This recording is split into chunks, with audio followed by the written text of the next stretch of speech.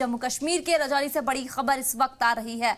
तो security forces ने यहां पर इलाके को घेर लिया। सर्च ऑपरेशन लगातार जारी है। रजौरी के केसरी इलाके में चल रहा है एनकाउंटर। दहशत गर्दों और सिक्योरिटी फोर्सेस के बीच ये एनकाउंटर चल रहा है। जम्मू कश्मीर के रजौरी से बड़ी खबर आपको बता रही हूँ। सिक्योरिटी फोर्सेस ने पूरे इलाके को घेर लिया है और लगातार जो है वो सर्च ऑपरेशन जारी है। तो रजौरी के केसरी इलाके में चल रहा है ये एनकाउंटर। दहशत गर्दों और सिक्योरिटी फोर्सेस के बीच ये एनकाउंटर चल रहा है। तो लगातार देख रहे हैं कि जम्मू कश्मीर में एनकाउंटर जो है वो चल रहा है और इस वक्त जो रजौरी से हम खबर आप तक पहुंचा रहे हैं। इसी पे तफसील से बातचीत के लिए हमारे नुमाइंदे रवि शर्मा हमारे साथ जुड़ चुके हैं। रवि, क्या ताज़ा अपडेट है? जिस तरीके से कल भी हमने देखा कि एनकाउंटर किया गया है और दहशतगर्दों का, आज भी रजौरी में सिक्योरिटी फोर्सेस ने पूरे इलाकों को घेर लिया है, सर्च ऑपरेशन चल रहा है। क्या ताज़ा जानकारी है आपके पास? बिल्कुल निशाद, आपको बता दें कि राजौरी जिला का दूरदराज क्षेत्र जो कंडी है उसकी जो केसरी हिल्स है वहां पर इस वक्त सिक्योरिटी फोर्सेस और मिलिटेंट्स के दरमियान एक इनकाउंटर जो है वो चल रहा है। आपको ये बता दूं कि यहाँ पर जो मिलिटेंट्स हैं उनकी मौजूदगी की खबर जो है वो सुरक्षा बलों को मिली थी, जिसके बाद वहां पर एक जॉइंट सर्च ऑपरेशन जिसमें जम्मू कश्मीर पुलिस, सीआरपीएफ और भारतीय सेना के जवान जो हैं वो शामिल थे। उन्होंने इस इलाके में एक सर्च ऑपरेशन चलाया और जैसे ही जो सुरक्षा बल थे वो वहां पर पहुंचे जहां पर ये मिलिटेंट्स जो है वो बना लिए हुए थे, तो उन्होंने मिलिटेंट्स को सरेंडर के लिए कहा, लेकिन उन्होंने सरेंडर न करते हुए सिक्योरिटी फोर्सेस पर गोली जो थी वो चला दी। जिसके बाद सिक्योरिटी फोर्सेस ने भी इस गोली का जवाब दिया और एक इनकाउंटर वहां पर शुरू हुआ है और अभी पूरा इलाका जो है उस पूरे इलाके को सुरक्षा बलों ने घेर लिया है और दोनों तरफ से जो है वो गोलाबारी इस वक्त चल रही है और अभी तक कोई मिलिटेंट जो है वो मारा नहीं गया। और भारतीय सेना की बात है तो भारतीय सेना को भी किसी तरह का कोई नुकसान जो है अभी नहीं उठाना पड़ा। और इस इलाके की बात है तो काफी जंगली इलाका है और कुछ ही दिन पहले मैं आपको ये भी बता दूं कि डीजीपी दिलबाग सिंह जो है वो खुद इस इलाके में आए थे। उन्होंने वहां का दौरा किया था और उन्होंने ये बताया था कि 10 से 12 मिलिटेंट जो है वो राजौरी पुंछ इलाके में हो सकते हैं और जो 3 से 4 ग्रुप उनके हैं, 2-2, 3-3 मिलिटेंट उनमें हैं और ये वही मिलिटेंट हो सकते हैं जो अंदेशा डीजीपी दिलबाग सिंह ने जो है वो जताया था। और सर्च ऑपरेशन के दौरान अब ये मिलिटेंट जो है वो सुरक्षा बलों के जो घेरा है उसमें आ चुके हैं और इनकाउंटर वहां पर चल रहा है। जी और रवि, जिस तरीके से हमने देखा कि यहाँ पर जो है हमने जुमेरात के दिन भी देखा था कि लगातार बारामूला में भी 2 जो है आतंकी वो ढेर हुए थे, दहशतगर्द। लगातार ये एनकाउंटर हो रहा है। अगर हम आज की बात की जाए तो आज सर्च ऑपरेशन के दौरान जो रजौरी में दहशतगर्दों का एनकाउंटर हुआ है उसमें कितने लोग जो है वो इस एनकाउंटर में शामिल थे? क्या किसी की गिरफ्तारी भी हुई है? बिल्कुल, आपको बता दूं कि अभी जो इनकाउंटर यहाँ पर चल रहा है इस इनकाउंटर में सिक्योरिटी फोर्सेस को अंदेशा है कि 2 से 3 मिलिटेंट जो है वो ट्रैप हुए हैं, क्योंकि सिक्योरिटी फोर्सेस के पास इस तरह के इनपुट है कि 2 से 3 मिलिटेंट जो है वो यहाँ पर हो सकते हैं। और आपको बता दूं कि ये जो इलाका है ये पिछले दशकों में जो है वो मिलिटेंसी का डर रहा है, लेकिन काफी समय तक यहाँ शांति थी। और अब हाल ही में यहाँ पर एक सालिब शाह नाम का एक मिलिटेंट जो है वो लश्कर-ए-तोयबा का कमांडर था, उसे जो है वो सिक्योरिटी फोर्सेस ने गिरफ्तार किया है। और ये सब उसकी देन है क्योंकि पाकिस्तान के इशारे पर वही इस इलाके में मिलिटेंट जो है उन्हें ट्रेन करता था। पाकिस्तान से ड्रोन के माध्यम से पैसा और हथियार आते थे उसके पास और वो आगे मिलिटेंट जो है उन्हें ट्रेन किया करता था और वो पत्रकार के बेस में घूम रहा था। उसे सिक्योरिटी फोर्सेस ने जो है वो अरेस्ट कर लिया था और ये सारे मिलिटेंट जो है उसी के तैयार किए हुए हैं। इस तरह पुलिस ने पहले भी जो है इस तरह की कंफर्मेशन जो है वो दी थी और अभी 2 से 3 मिलिटेंट जो है वो इस इनकाउंटर के बीच सिक्योरिटी फोर्सेस ने ट्रैप कर दिए हैं और उम्मीद है कि जल्द सिक्योरिटी फोर्सेस जो है वो इस मिलिटेंट को मार गिराएंगे। और आसपास का जो इलाका है वो पूरा इस वक्त छावनी में तब्दील है।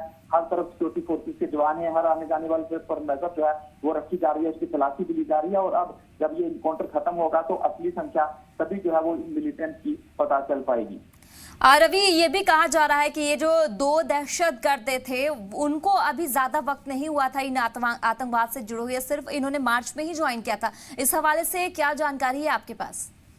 बिल्कुल, इन 2 आतंकियों की अगर बात करें तो ये अभी नए ज्वाइन किए हुए आतंकी थे और जिस तरह से पुलिस के डीजीपी दिलबाग सिंह ने पहले भी कहा था कि हम जल्द से जल्द जो है वो मिलिटेंसी का खात्मा कर रहे हैं और उन्होंने ये भी कहा था कि अब जो नए लड़के हैं वो कम मिलिटेंसी की तरफ जा रहे हैं और जो जा भी रहे हैं तो उन्हें समझा बुझा कर वापस भी लाया जा रहा है। बड़ी बार ऐसा भी हुआ, लेकिन ये जो 2 मिलिटेंट थे इन्होंने हाल ही में मिलिटेंसी वो जो है वो ज्वाइन की थी, जिन्हें सिक्योरिटी फोर्सेस में जो है वो मार गिराया।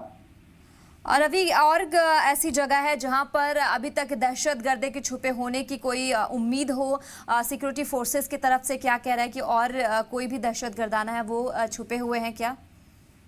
बिल्कुल, आपको ये बता दें कि जिस तरह से G20 के कुछ इवेंट जम्मू कश्मीर में होने वाले हैं, उसके बाद पुंछ में हमला होता है और 2 दिन पहले ही जिस तरह से कठुआ था और जम्मू को रेड अलर्ट पर रखा गया था और इस तरह का अंदेशा था कि ये कोई हमला जो है वो इन 3 इलाकों में जो है वो हो सकता है और उसी के चलते सिक्योरिटी फोर्सेस काफी हाई थी, हर आने जाने वाले पर नजर रखी जा रही थी। हर जगह सिक्योरिटी फोर्सेस के जवान जो है वो नाका लगाकर लोगों के सामान की तलाशी ले रहे हैं। लगातार हम उन तस्वीरों को जो है वो जी मीडिया के माध्यम से दिखा रहे थे।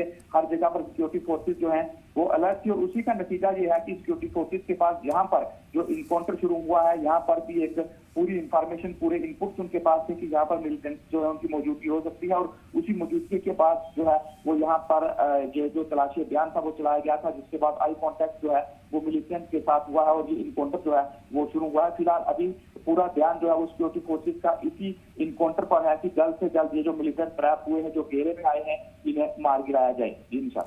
और रवि, एक बड़ा सवाल ये भी जहन में आ रहा है कि जिस तरीके से G20 यहाँ पर होने वाला है, उसके तमाम तैयारियां यहाँ पर लोगों देखी जा रही है, जो वहाँ की आवाम है उनमें काफ़ी खुशी वो नज़र आ रही है।